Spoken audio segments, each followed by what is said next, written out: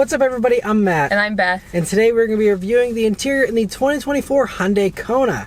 So the Kona gets a completely new generation here for 2024, and the biggest news is that it has finally grown and is finally usable. It has a much more usable back seat, a more usable cargo area, and a really nice tech upgrade up front here. I mean, Hyundais have always had pretty good tech, but I mean, this is best in class with especially this N-line trim, which is not quite the top trim. The Limited is still the top one, but this is just below that. But I mean, you have these double 12.3 inch screens, and you know, it's just a really impressive little thing, having so much space, so much tech, and just a really cool look. But anyway, first thing, sitting down in these seats, you have these Alcantara and leather seats here. In the N-line version, it's supposed to be a little sportier, so that's why you got the Alcantara. You will have regular leather-like materials in the Limited, and of course cloth in the lower trims. And here in this trim, you have heated seats, but you do not get cooled seats. Cooled seats are only in the Limited, but it's notable that you get cooled seats because most other subcompact crossovers don't offer cooled seats at all. So it's great that that top trim does offer it, but here you just got the heated seats, and they work great. They're pretty comfortable. You have power adjustments here on the driver's side. And on the passenger side, it's all manual. So just keep that in mind. And so moving on to the steering wheel here, you have a nice wheel. I really love the little cutouts of the 9 and 3 grip. Nice little 10 and 2 notches. It's kind of got a little bit of like a flat bottom almost. And the materials here, I mean, you have metal switchgear on the steering wheel, which is something like usually we're used to seeing in like Genesis models. And now we have like Genesis switchgear almost in a little subcompact crossover from Hyundai, which is great. You have paddle shifters here on the back of the wheel as well. And overall, just a really nice steering wheel. The gauges, like I said, are 12.3 inches here in these upper trims. If you go down to a lower trim, you will have a smaller 4.2 inch display. But these gauges are great. They do have some customization, so you can have a few different themes there for the cluster. But it's pretty much the same basic info you're used to seeing in other Hyundais in the middle there, where it just scrolls through your basic trip information, your all-wheel drive split, and that's it. There's not even like any way to see like what song is playing in the middle there. That is all going to be housed in the center touchscreen. And moving on to the center touchscreen, it is awesome in the fact that this one is standard. 12.3 inch screen as standard, even in a base Hyundai Kona, which is really impressive. It's the best screen size at any price point in its segment. And then, you know, the fact that you get it as standard is just really, really cool. Now, unfortunately, it still does not have wireless Apple CarPlay or wireless Android Auto, but it does have the wired integration still. You just got to, you know, plug it in, and then you have that Apple CarPlay and Android Auto. And otherwise, though, you know, like you have navigation here on these upper trims as well, which, you know, is fine, works well. The only complaint I have with this system, it's kind of nice. It's this next generation Hyundai system, and most of the software is pretty good. It's pretty snappy, pretty quick. But whenever you go in to change your radio stations, I don't love that it doesn't show you the actual name of the song or the artist unless you like do 3 different taps to pull up like something that takes up the entire screen, and then that will show you that. Otherwise, you just get album art, and that's basically it here on this home screen. And it's just a few extra taps that tap around to, you know, switch radio stations. It's just a little bit of extra work compared to the previous software they had in older Hyundais, which was just simple with, you know, having everything on one screen with your presets, and it was simple. You know, it's one of those things, if it's not broke, don't fix it, and I just kind of missed that. Unfortunately, it's just, you know, not quite as simple, but still totally fine, and just a minor nitpick. But I just feel like since there is very small text on there, they definitely have room to fit it in right on the side there. So I don't know, maybe they could do that in the future. Yeah, and I mean, that is one nice thing, since this is over there updatable, hopefully they can roll out stuff. Maybe there's some user feedback, you know, maybe they can change some stuff even for people that, you know, don't buy a new car. You can just get it here in your existing car, which would be great. It's also hooked up to this Bose Stereo here in these upper trims, which is a nice improvement over prior generation Konas where you didn't have any kind of, you know, super high-end stereo upgrade like that. And the Bose system sounds great. Haven't listened to too much of it, honestly, though, just because, you know, with CarPlay having to be wired in here, I just was listening to satellite radio instead. And, you know, but that also sounded pretty good, you know, for what it's worth. And one great thing is there is a volume and a tune knob. Something that is very unheard of these days is both a volume and a tune knob. Normally it's just one knob or none at all. So it's really great that they have those. Currently right now, the volume knob is right next to the driver, but there is a really cool function where you can switch that over so that the volume knob is right over next to the passenger. So if you have frequent passengers in this car who like to turn the volume up or down, there you go. You can switch it over, or you can switch it over to the tune knob for the driver so that the driver can tune easier than reaching. So it's really great. Yeah, and that would make sense since I have volume right here, you know, to be able to have a tune knob right there would be great. So yeah, that customization that Hyundai and Kia and Genesis offer is one of my favorite things about this whole brand in general, is the fact they give you those extra little thought touches that others don't, just to customize it, you know, to suit everybody. And I just think that's really brilliant. You also have a little favorites button here,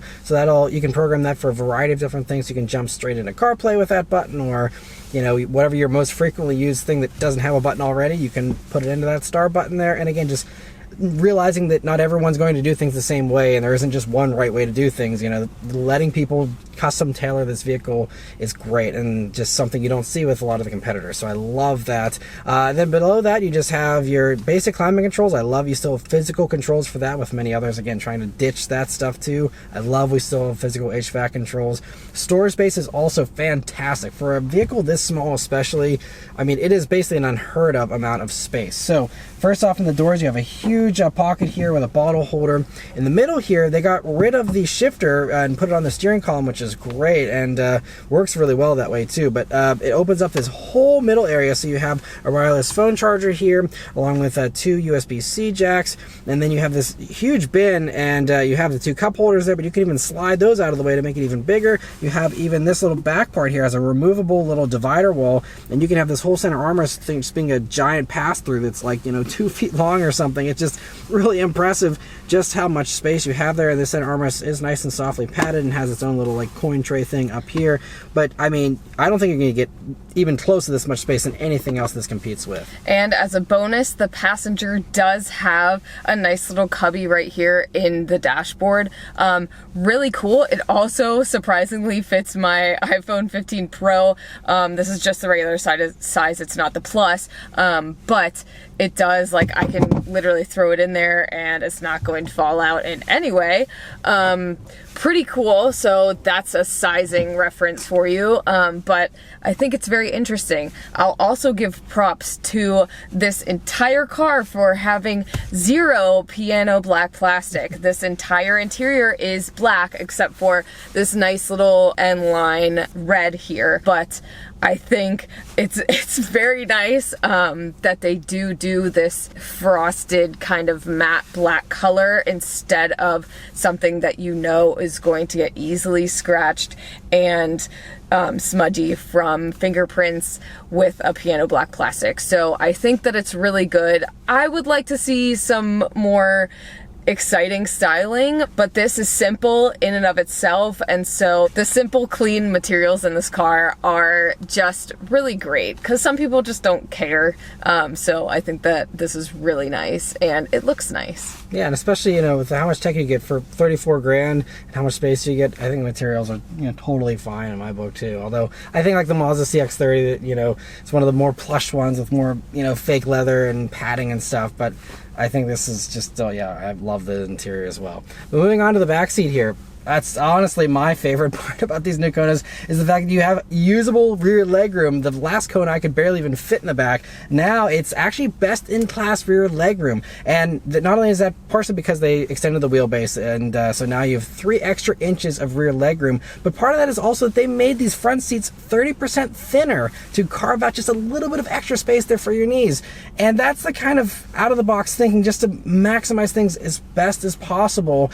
And that's how the Kona ends up on top here from an interior space standpoint. And so it's just so good. A nice wide bench there too. They really wanted to make it be like a lounge sofa kind of thing, so it's a very flat rear bench there, but it's supposed to just make it nice and relaxed. And you also will see when you look forward, you have 2 air vents there, 2 USB-C jacks, and another little cubby, and a fold down center armrest. And as you will see, we have a big forward facing car seat here behind Beth, and it fits totally fine. We've used this as the family vehicle all week, and I mean, you know, our daughter back there has had no complaints as far as space. And it hasn't really impeded any of my space up in front whenever I'm sitting up here. So I honestly don't think that it's too terrible. Our daughter is very tall, surprisingly, so she did not really kick my seat very much or anything. So I think it was great. We had a lot of space, which is unheard of for subcompact crossovers. So if you are someone especially that needs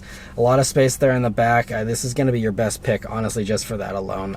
It's really impressive. Moving on to the cargo space, it's also fantastic. You get a few extra cubic feet of storage space back there, and it's a nice, wide, long space, and a couple cool little things. First off, you do have a spare tire still on the all-wheel drive versions that have the independent rear suspension. Front-wheel drive versions won't have that, I guess, because of the suspension setup. So, but it's really great that you have that. And also there's a cool little clip there on the sides of the cargo area, and so if you need to use the maximum amount of space, you can get that load floor, the cargo floor, and slide it up and clip it into there to give you the maximum amount of height that you can get out of that cargo area there without having to throw the cargo floor somewhere else, you know. And so it's really great, you know, another little creative thing. You can just really tell they gave 110%, I think, here with this Kona, especially on the inside here.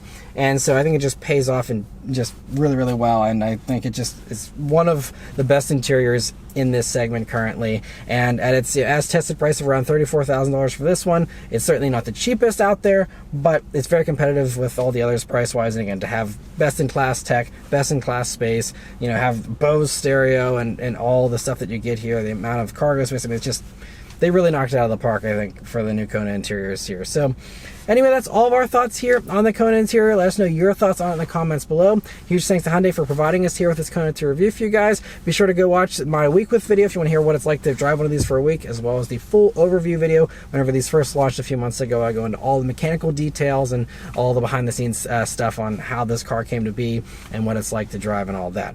But anyway, thank you all once again very much for watching, and we'll see you on the next one. Take care.